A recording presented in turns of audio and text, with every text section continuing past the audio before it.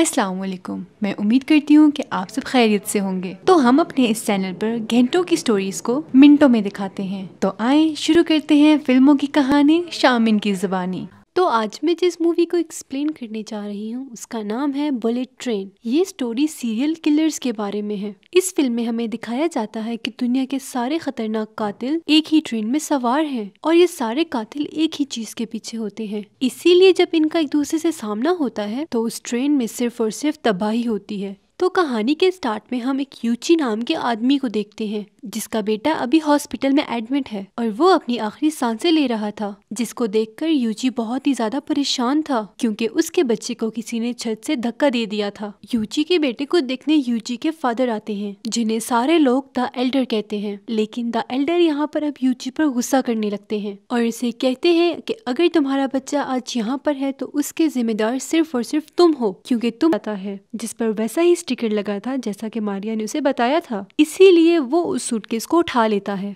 लेकिन उसे पता नहीं था कि उस सूटकेस को वहाँ पर रखा किसने था। उस सूटकेस को वहाँ पर दो भाइयों ने रखा था और वो दोनों कातिल थे। उनका नाम था लेमन और टेंजरीन, लेकिन उनके पास उस सूटकेस के अलावा कुछ और भी था और वो है व्हाइट डेथ का बेटा। व्हाइट डेथ वहाँ का सबसे बड़ा क्रिमिनल था, उसके खिलाफ कोई भी नहीं जा सकता था और किसी ने उसके बेटे को किडनैप कर लिया था। इसीलिए व्हाइट डेथ ने हायर किया लेमन और टेंजरीन को ताकि वो पैसे ले जाकर उसके बेटे को छुड़ा कर ले आए, और उन्होंने ऐसा ही किया। वो वहाँ पर गए और सारे के सारे किडनैपर्स को मार डाला और अब उनके पास व्हाइट डेथ का बेटा भी था और साथ साथ वो सूटकेस भी। लेकिन उनकी हैंडलर उन्हें बार बार कॉल करती है और पूछती रहती है क्या सब कुछ वहाँ ठीक चल रहा है। और अब यहाँ पर टेंजर लेमन को कहता है कि वो जाकर उस सूटकेस को चेक करे, लेकिन जब वो सूटकेस चेक करने आते हैं तो वो वहाँ नहीं था। इसीलिए टेंजरीन परेशान होने लगता है। तब लेमन उसे कहता है कि परेशान मत हो, हमारे लिए सबसे ज्यादा जरूरी है कि हम उसके बेटे को सही सलामत वहाँ पर पहुँचा दें। तब टेंजरीन कहता है कि शायद तुम्हें पूरी कहानी का पता नहीं है, और इतना कहते हुए वो उसे व्हाइट डेथ की कहानी बताता है और उसे बताता है कि एक वक्त में जापान का सबसे बड़ा खतरनाक माफिया हुआ करता था जिसका नाम था मिनीकुशु,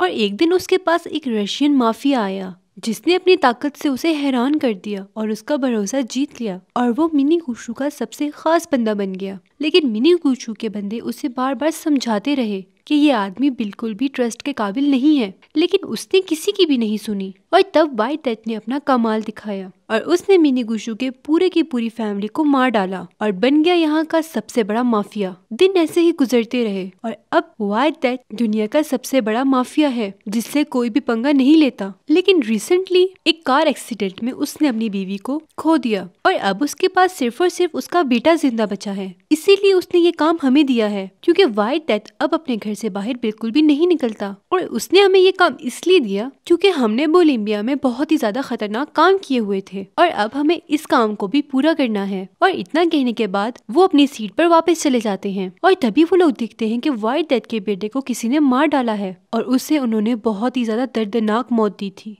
ये सब कुछ देखकर वो दोनों बहुत ही ज्यादा परेशान हो गए थे। तभी हम प्रिंस को देखते हैं और अब यूची भी होश में आ गया था। प्रिंस ने उसकी बंदूक पर अपना एक खिलौना लगा दिया था और वो यूची को ये भी बताती है कि जिस हॉस्पिटल में उसका बेटा है वहाँ पर उसने एक कातिल को छोड़ दिया है, तो अगर प्रिंस को कुछ भी हुआ तो वो आदमी उसके बेटे को भी मार डालेगा। तो यूची प्रिंस से पूछता है कि आखिर तुम चाहती क्या हो, और मैं ये भी जानता हूँ कि तुम व्हाइट डेथ के लिए काम करती हो। दरअसल वो व्हाइट डेथ का पीछा कर रही थी और वो उसे बोलती है कि मैं चाहती हूँ कि तुम मेरे लिए व्हाइट डेथ को मारो। अब नेक्स्ट सीन में हम लेडी बग को देखते हैं जो कि इस ट्रेन से उतरने की कोशिश कर रहा था, लेकिन वो जैसे ही गेट को खोलता है तो वो अपने सामने एक और कातिल को पाता है जिसका नाम था वुल्फ। वुल्फ एक बहुत ही बेहतरीन मैक्सिकन कातिल था, लेकिन जिस दिन उसकी शादी होने वाली थी तभी उसका ड्रिंक उसकी ड्रेस पे गिर जाता है, जिसकी वजह से उसने उस ड्रिंक को नहीं पिया था और यहाँ पर उसकी होने वाली वाइफ भी मर जाती है। तब से वुल्फ पागल हो गया था और वो कसम उठाता है कि अपनी होने वाली बीवी की मौत का बदला जरूर लेगा। तो कुछ दिनों बाद उसे पता चलता है कि उसकी होने वाली बीवी का कातिल वो इसी ट्रेन में था। इसीलिए वुल्फ को लगता है कि शायद लेडी बगी वो कातिल है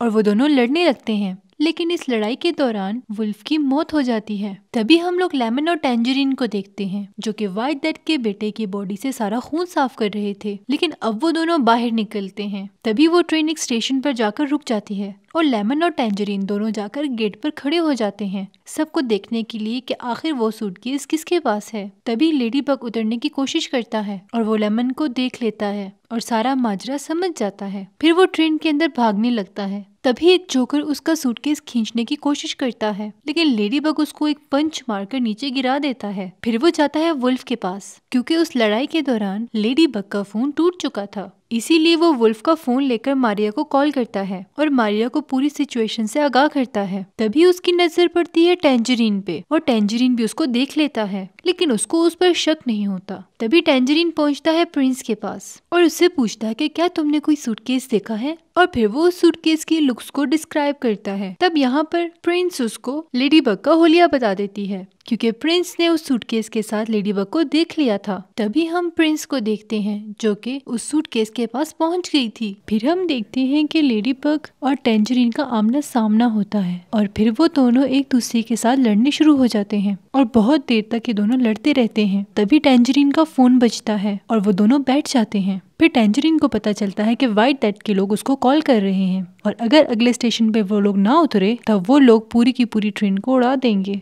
इसीलिए अब टेंजरीन सोच में पड़ जाता है। फिर लेडी बग उसको एक आइडिया देता है और उसे बताता है कि किसी ने भी लेमन को नहीं देखा है, इसीलिए मैं लेमन बनकर तुम्हारे साथ जा सकता हूँ। और टेंजरीन भी इस बात पे मान जाता है। फिर वो लोग अगले स्टेशन पर नीचे उतरते हैं, लेकिन उनके पास वो वाला सूटकेस नहीं था, इसीलिए वो कोई और सूटकेस लेके जाते हैं और वो दोनों सूटकेस लुक्स में बिल्कुल सेम थे। लेकिन एकदम से वो सूटकेस खुल जाता है और वहाँ के लोगों को पता चल जाता है कि वो लोगों ने बेवकूफ बना रहे हैं, इसीलिए वो लोग उन पर हमला कर देते हैं। लेकिन एन वक्त पे वो लोग ट्रेन के अंदर चले जाते हैं। तभी हम लोग लेमन को देखते हैं जिसको होश आ चुका था, जो कि यूजी और प्रिंस को पकड़ लेता है। लेकिन यहाँ पर प्रिंस फिर से चाल चलने लगती है और लेमन भी उसकी बातों में आ जाता है और वो यूजी को गोली मार देता है। फिर वो यूजी को वॉशरूम में लेके जाता है। लेकिन यहाँ पर जब वो प्रिंस से बात करता है तब उसे समझ आ जाती है कि असल कातिल यही प्रिंस है। लेकिन लेमन बदकिस्मती से वही पानी पी लेता है जिसमें लेडी बग ने बेहोशी की दवाई मिलाई थी, इसीलिए अब लेमन बेहोश हो जाता है। तभी प्रिंस अपनी बंदूक निकालकर लेमन को जान से मार देती है। लेडी बग जानता था कि टेंजरीन उसी के पीछे है, इसीलिए वो उसको एक किक मारता है और टेंजरीन ट्रेन से बाहर गिर जाता है और ट्रेन का दरवाजा भी बंद हो जाता है। लेकिन टेंजरीन इतनी आसानी से पीछा कहाँ छोड़ने वाला था, इसीलिए वो भागता है और कूद जाता है ट्रेन के अंदर और शीशा तोड़ के अंदर आ जाता है। तब तक लेडी बग आगे जा चुका था। उसे वहाँ पर यूजी का फोन मिल जाता है और वो जाता है किचन में जहाँ पर उसने उस सूटकेस को छुपाया था और वुल्फ की बॉडी चेक करने लगता है। तब उसे उसमें एक लिफाफा मिलता है जिसमें हॉर्नेट की तस्वीर थी और वही वो कातिल था जिसने मेक्सिको में सबको मारा था। और अभी लेडी बग उसकी तस्वीर देख ही रहा होता है कि वहाँ पर सामने हॉर्नेट चली आती है और उन दोनों के बीच लड़ाई होने लगती है। फिर बहुत देर तक ये दोनों ऐसे ही लड़ते हैं और हॉर्नेट उससे बताती है कि उसे वो सारे पैसे चाहिए जो कि उस सूटकेस में पड़े हुए हैं, क्योंकि वही उसकी फी है। जिसने उसे काम दिया था उसने कहा था कि वो सूटकेस तुम्हारा है, लेकिन लड़ाई के दौरान एक इंजेक्शन जाकर लेडी बग को लग जाता है जिसमें वही जहर था। फिर लेडी बग अपना दिमाग लगाता है और वही इंजेक्शन हॉर्नेट को लगा देता है। फिर जैसे ही वो उस एंटीडोट को बाहर निकालती है, लेडी बग उसको अपनी गर्दन में इंजेक्ट कर लेता है और उसके सामने ही देखते देखते हॉर्नेट की मौत हो जाती है।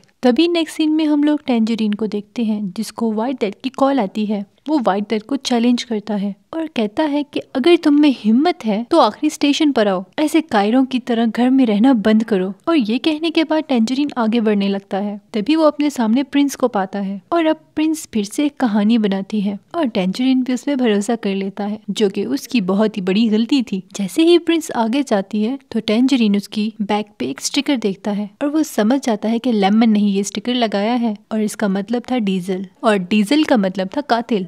इसीलिए टेंजरीन प्रिंस को मारने के लिए अपना माइंड बना लेता है। तभी वहाँ पर लेडी बग आ जाता है और प्रिंस उससे मदद मांगने लगती है, इसीलिए लेडी बग अब यहाँ पर लड़ने लगता है टेंजरीन से। तब टेंजरीन उसको बार बार समझाने की कोशिश करता है, लेकिन टेंजरीन के हाथ में जो गन थी उसमें प्रिंस ने पहले ही बॉम्ब लगा दिया था, इसीलिए जैसे ही टेंजरीन वहाँ पर गोली चलाता है वहाँ पर ही उसकी मौत हो जाती है और लेडी बग उसको बताता है कि वो बचाएगा प्रिंस को। वो दोनों अगले स्टेशन पर उतरने लगते हैं, लेकिन प्रिंस नहीं उतरना चाहती थी, इसीलिए वो जानबूझकर अपने बैग को फंसा देती है और मजबूरन लेडी बग को भी अंदर आना पड़ता है। और तभी हम देखते हैं कि उस ट्रेन में एल्डर भी आ गया है, क्योंकि वो अपने बेटे के फोन को ट्रेस कर रहा था और उसे ट्रेस करता हुआ वो पहुंचता है लेडी बग के पास। लेकिन वो जैसे ही प्रिंस की आवाज सुनता है वो उसे पहचान जाता है, क्योंकि जब वो अपने बेटे से बात कर रहा था तब उसने उसकी आवाज सुन ली थी, इसीलिए वो यहाँ पर बैठ जाता है और अब लेडी बग उससे बात करता है। और जब उसे शक होता है तब वो बंदूक निकालने की कोशिश करता है, लेकिन उसी बैग में वही सांप था और वो सांप लेडी बग को काट लेता है। तभी लेडी बग भाग के जाता है वॉशरूम और उस सांप को फ्लश में डाल देता है और उस वॉशरूम में उस सांप को फेंक देता है। लेकिन यहाँ पर लेडी बग को कुछ नहीं होता, क्योंकि कुछ देर पहले ही उसने एक एंटीडोट ले लिया था। लेकिन अब एल्डर को सच्चाई पता थी प्रिंस की और उसे बोलता है कि तुम मेरे पोते का कुछ नहीं बिगाड़ सकती, मैं जानता हूँ कि तुम ही वो थी जिसने मेरे पोते को धक्का दिया था। और यहाँ पर प्रिंस उसको बताती है कि वो यूची का यूज करना चाहती थी ताकि वो व्हाइट डेथ को मार सके। और अब यहाँ पर लेडी बग आता है और एल्डर उसको एक कहानी बताता है कि वो मिनी गुशु का सबसे खास आदमी हुआ करता था और जब व्हाइट डेथ ने सबको मार दिया था तो वो बच चुका था। लेडी बग उसको लेके जाता है वॉशरूम,